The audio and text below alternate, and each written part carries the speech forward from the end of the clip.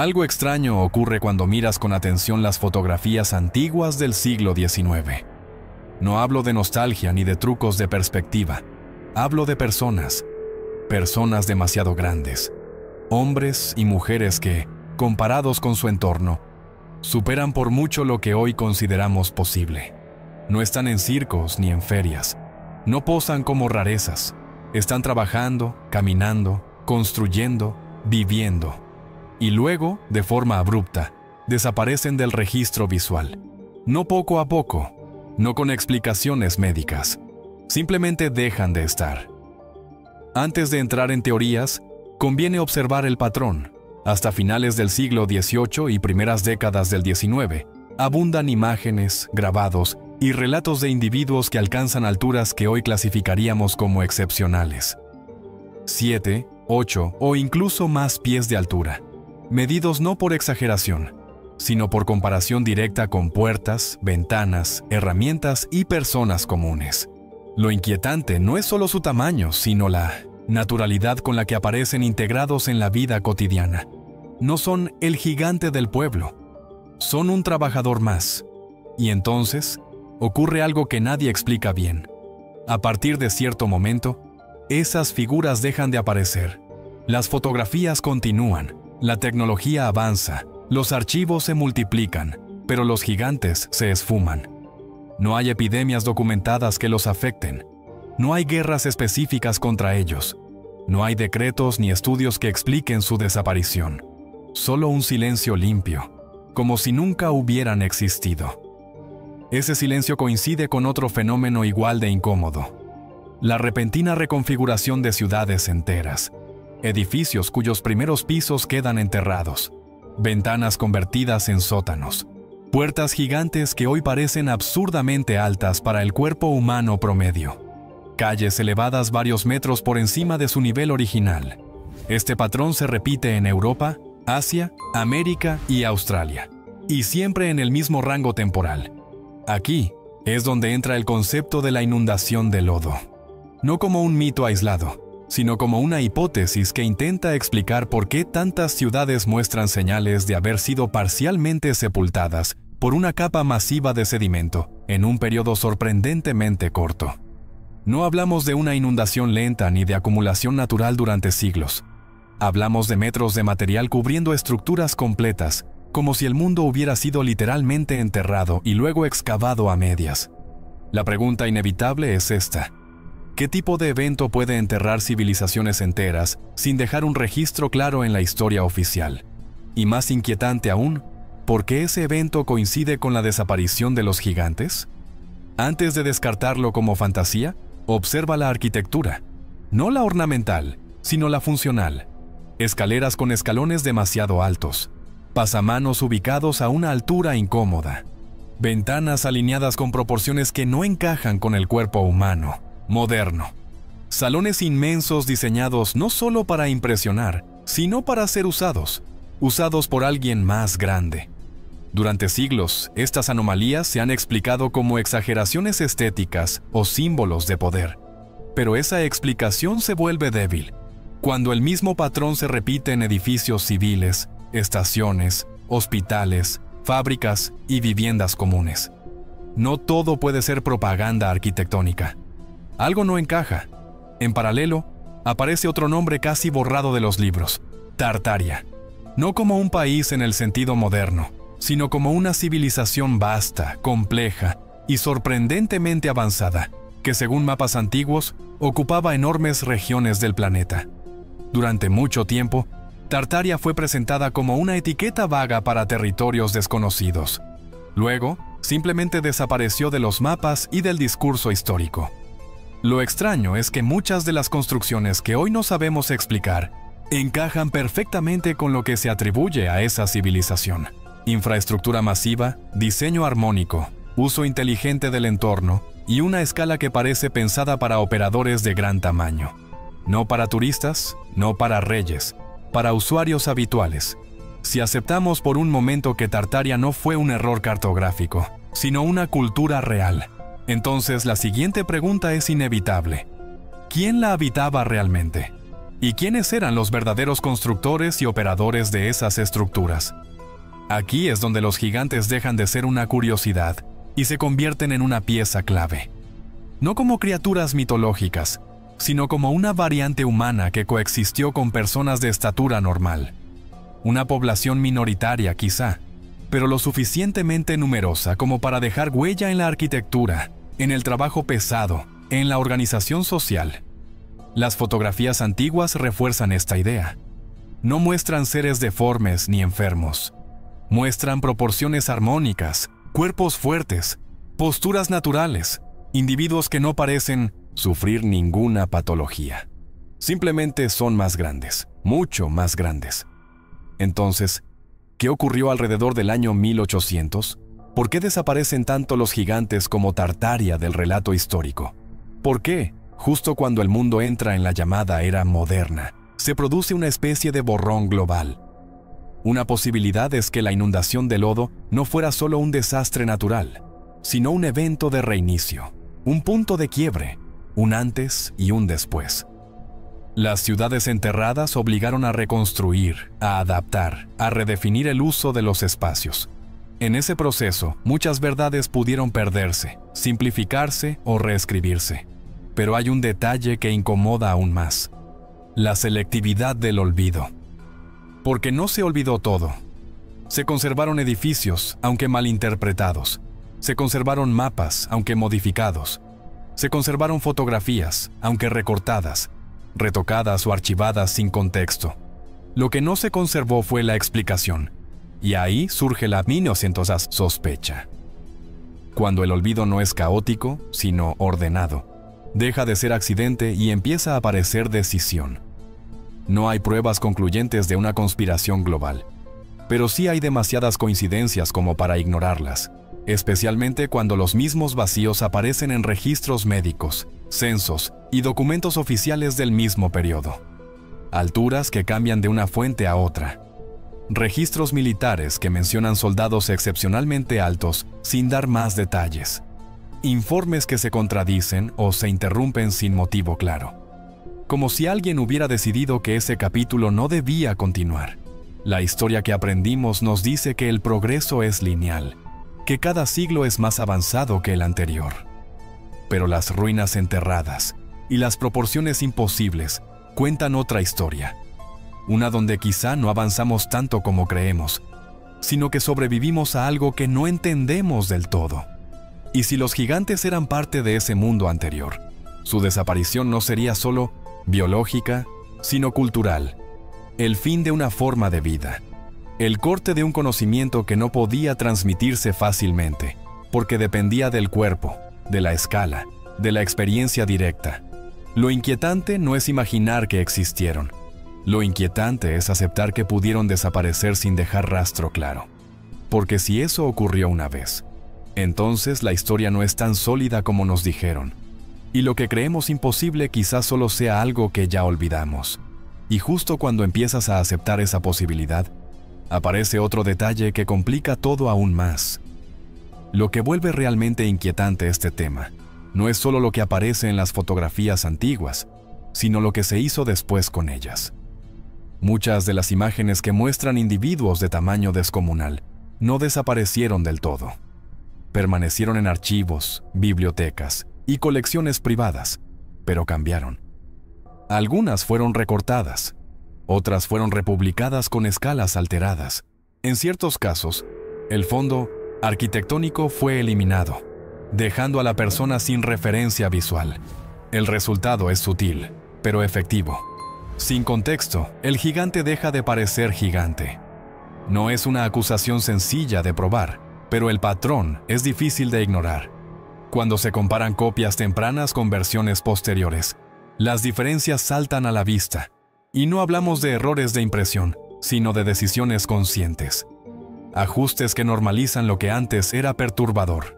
Como si alguien hubiera entendido que no hacía falta destruir la evidencia, bastaba con hacerla parecer común. Y aquí aparece una pregunta incómoda. ¿Por qué tanto esfuerzo? Si estas personas fueran simples casos aislados de gigantismo, no habría necesidad de ocultarlas. La medicina moderna reconoce esas condiciones sin problema. Pero las figuras que vemos en estas imágenes no encajan con ese diagnóstico. No muestran deformidades, no parecen enfermas. Se mueven, trabajan y posan con una naturalidad que contradice la idea de una patología severa. Además, la frecuencia es demasiado alta. No uno cada varias décadas, sino grupos enteros. Obreros, soldados, campesinos, individuos altos rodeados de otros aún más altos. Familias completas donde la estatura excepcional parece heredarse con normalidad. Eso ya no suena a anomalía médica, suena a población. Y justo cuando esa población desaparece, ocurre algo más: la estandarización del mundo. A finales del siglo XIX comienzan a fijarse medidas oficiales. Alturas promedio, tallas militares, dimensiones de puertas, camas, uniformes, herramientas. Todo se normaliza.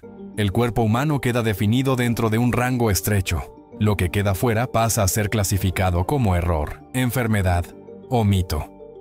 Antes de ese momento, las proporciones eran más flexibles. La arquitectura lo demuestra. Edificios diseñados para una variedad mucho mayor de cuerpos. No solo más grandes, sino también más robustos, más largos, más anchos. Como si la diversidad física fuera algo esperado, no una excepción. Este cambio no fue solo técnico, fue cultural.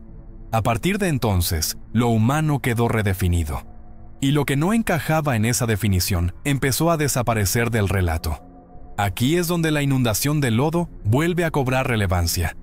Porque no se trata solo de edificios enterrados. Se trata de una ruptura histórica que obligó a reconstruir el mundo desde una nueva base. En medio del caos, quien controla el relato controla la memoria. Y quien escribe la historia decide qué se recuerda y qué se olvida. No hay consenso sobre qué causó esa inundación. Algunos hablan de eventos climáticos extremos, otros de fallos geológicos. Hay quien sugiere fenómenos eléctricos a gran escala, relacionados con tormentas atmosféricas fuera de lo común. También existen teorías más controvertidas que hablan de eventos provocados. Aunque aquí el terreno se vuelve especulativo y conviene ser prudente. Lo que sí es observable es el resultado. Capas de sedimento que no encajan con los ritmos naturales conocidos. Ciudades reconstruidas sobre sí mismas. Edificios reutilizados sin comprender su diseño original. Y una población que parece haber olvidado cómo funcionaban muchas de las estructuras que heredó. Si los gigantes eran parte integral de ese mundo anterior, su ausencia habría generado un vacío operativo. Sistemas que ya no podían mantenerse. Tecnologías que dejaron de funcionar. Espacios que perdieron su propósito original. Y ante esa incomprensión, la solución más simple fue redefinirlos. Convertir centrales energéticas en edificios administrativos. Transformar infraestructuras complejas en monumentos decorativos. Así, lo funcional se volvió simbólico. Lo avanzado se volvió misterioso. Y lo cotidiano del pasado se transformó en arquitectura inexplicable. En este punto, muchos se preguntan si no estamos simplemente proyectando nuestras dudas modernas sobre un pasado mal documentado. Es una objeción válida, pero no explica la sincronía global del fenómeno, ni la uniformidad del silencio, ni la repetición del mismo patrón en culturas que no tenían contacto entre sí. Cuando demasiadas piezas encajan sin haber sido diseñadas para hacerlo, el azar deja de ser una explicación suficiente. Otro detalle inquietante es la ausencia de relatos directos. Si los gigantes convivieron con personas de estatura normal durante generaciones, deberían existir cuentos, crónicas, diarios personales que los mencionen con naturalidad. Y algunos existen, pero muchos fueron clasificados como exageraciones, folclore o metáforas. El problema es que esos relatos coinciden con la evidencia visual y arquitectónica. No hablan de monstruos, hablan de vecinos grandes, de trabajadores fuertes, de soldados imponentes, de personas respetadas, no temidas. La reinterpretación posterior de estos relatos parece diseñada para infantilizarlos, para alejarlos de la realidad histórica y empujarlos al terreno de la fantasía. Una vez allí, dejan de ser una amenaza para el relato oficial.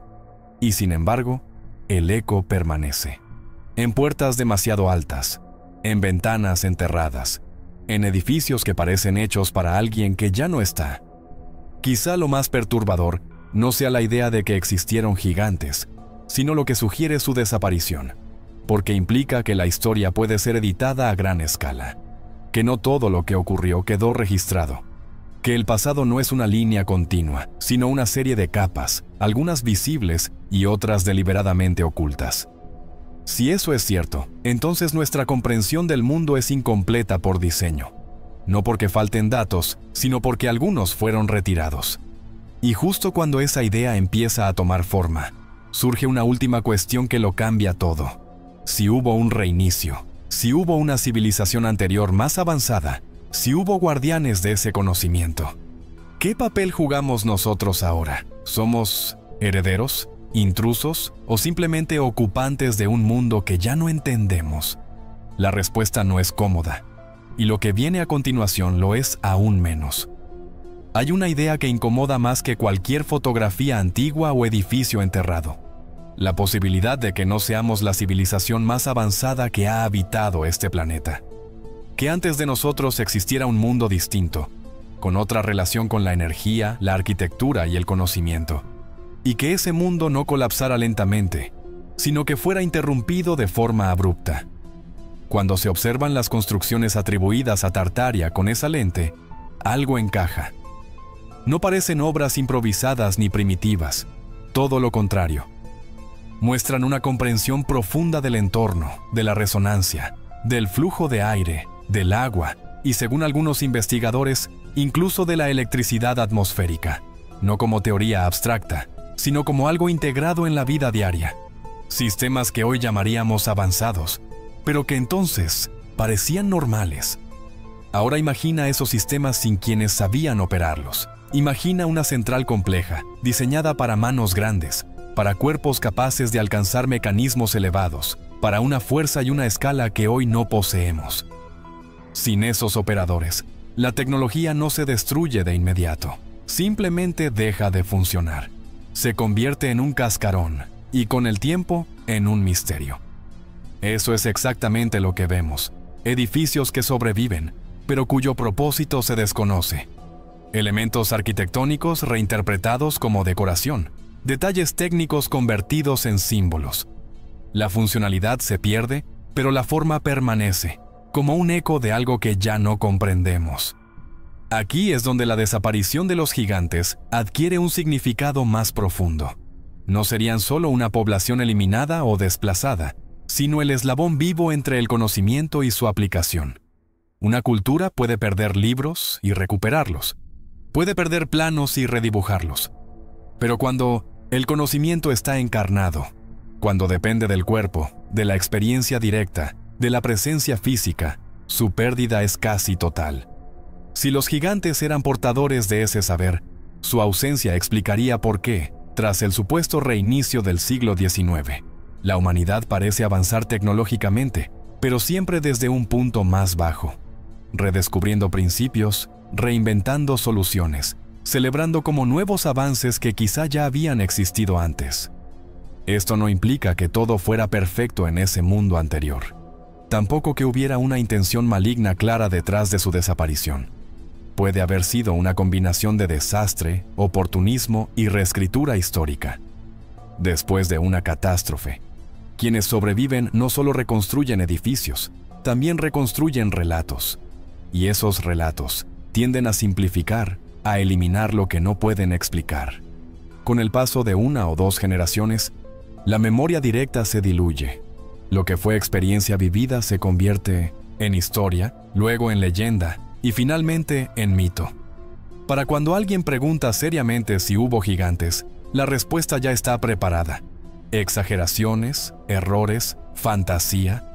Y sin embargo, las huellas permanecen, no en libros de texto, sino en el paisaje, en ciudades que parecen demasiado antiguas para su historia oficial, en infraestructuras que no encajan con la narrativa del progreso lineal, en fotografías que generan incomodidad porque muestran algo que no debería estar ahí.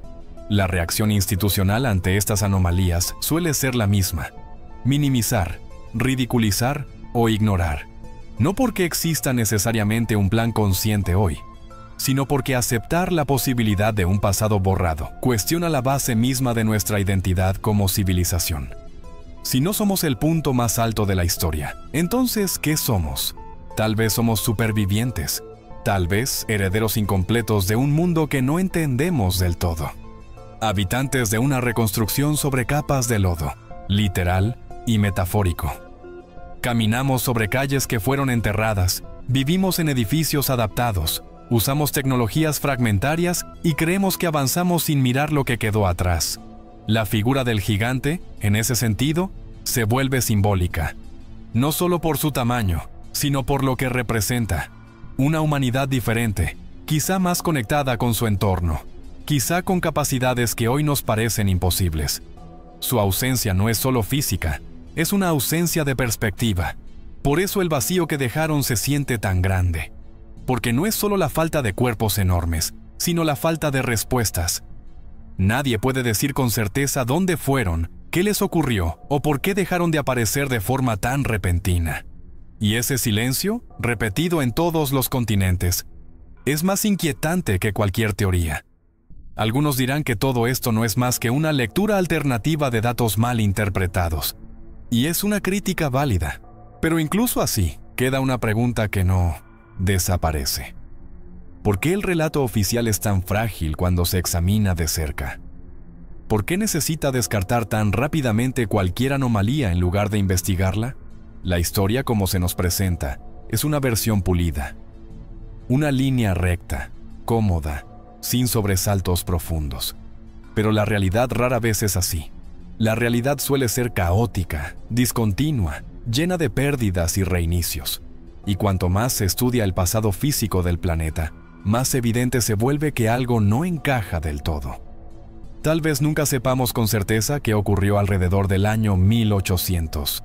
Tal vez la inundación de lodo fue una combinación de varios eventos.